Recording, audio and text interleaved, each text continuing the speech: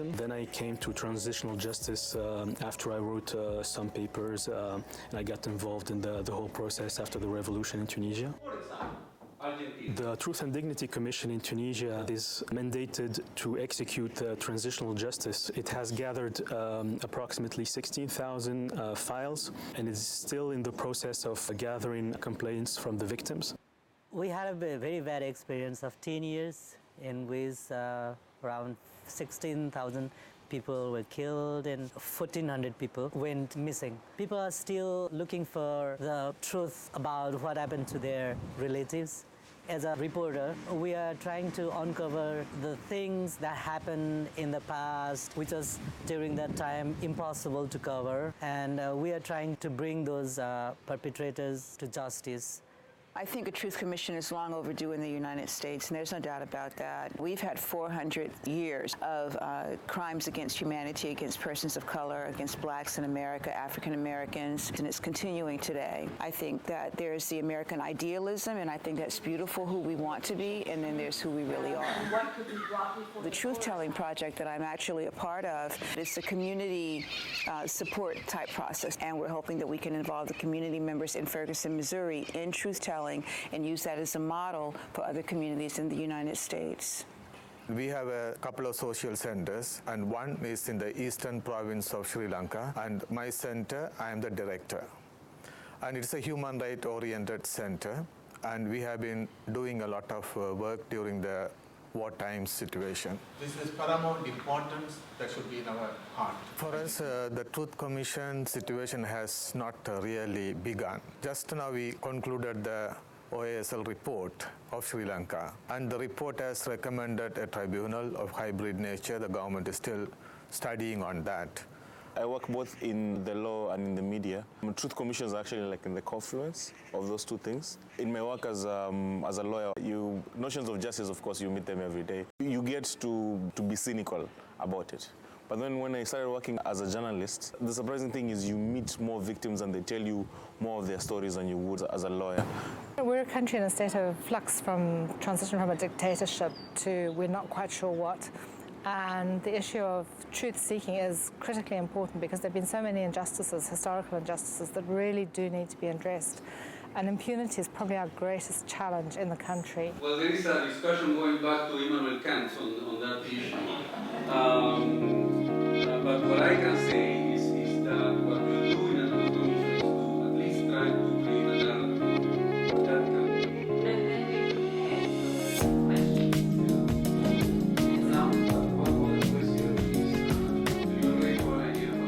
I've seen the resume of the people who will be given the course. It's quite impressive. Now more than ever, whether it's politics or NGOs, it's all about communication. I mean, communication is key. I'm looking forward so that this course will help us establish a comprehensive strategy overall that we will practically use once back home. My first interest was the theme of this year. As a journalist, we mostly cover the events and we bring these issues for public debate. But in the entire process of this reconciliations that we are talking about, what is the role of media and where do we fit in? We are helping the transitional justice process, or we are just disturbing it? But some of the things that we're still not really sure about, because we can't really guarantee that there won't be any retaliation or retribution. Like that's something I'm hoping to learn here. How do you deal with that public fear of coming forward with the truth? See whether I can get a comprehensive knowledge of the truth-seeking processes, and also to reflect back on my own country and see what kind of model that would fit us while seeking justice, while seeking truth, also pave ways for reconciliation.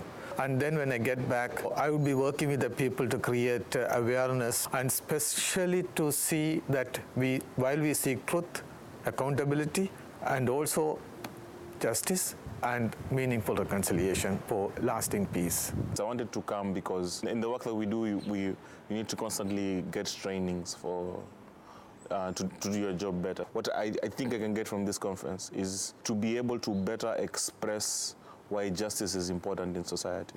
I suppose the key thing that I want to take away is the ability to raise the level of debate in Zimbabwe as to how we actually deal with the Truth Commission, which is at the moment a very watered down and not recognised by the government process. We have worked with 22,000 victims over the last 15 years, and I really don't want to see their process being made less because of an inappropriate development of a process. Latin America to Africa, or at least much of Africa, I think there can be little doubt there's a much stronger tradition of applying criminal justice in a more stricter form in Latin American countries. And that isn't really the case in many African countries, where someone... I've learned so much in this course, and probably some of the highlights for me are learning the importance of the Truth Commissioner role in fulfilling the needs and the expectations of the community they're serving. I think I have learned a lot, and I can share this information with my colleagues, and including maybe, if opportunity is granted to the government, in the process of how this should be set up, of how to initiate a Truth Commission, understanding its objectives, the selection processes, and how it could be implemented in seeking truth and justice and accountability. In Tunisia, the Truth Commission is making the headline news. The biggest lesson learned here, I think, would be how universal things work when it comes to Truth Commissions.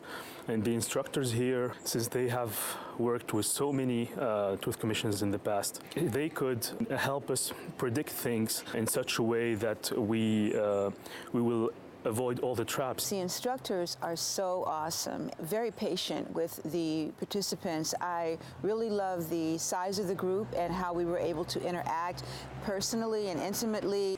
Happy that I could get some hands-on experiences in dealing with TRC cases. The first simulations practices was very useful for me. I did learn an awful lot of the kind of behind-the-scenes tricks of the trade and ways to ensure that the victims' mandates are protected while developing Truth Commissions and in the work afterwards. I think what will really stay with me is the stories that other people have shared with me in terms of their own struggle to get justice for people in their own country. There's this cynicism that sinks into you when you're living in a society where the powers that be are so relentlessly, opposed to justice. Sometimes you think it's impossible for you to get it. But I'm saying in a country like ours, if it's taken people 100 years and right now they're getting some semblance of it, then, I don't know, it just makes me feel more hopeful. It's disabused me of my cynicism.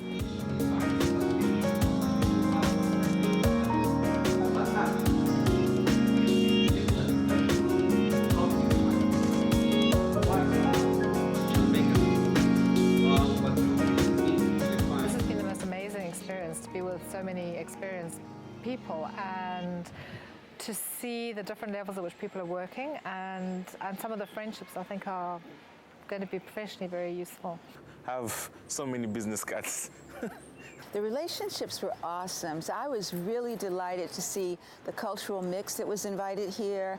I was delighted with the ease that we got along with each other. There was a warmth here that I have not experienced in other workshops. It was just like an embracing of differences and a sincere desire on everyone's part to learn more about each other's journey. It's been an incredible learning experience.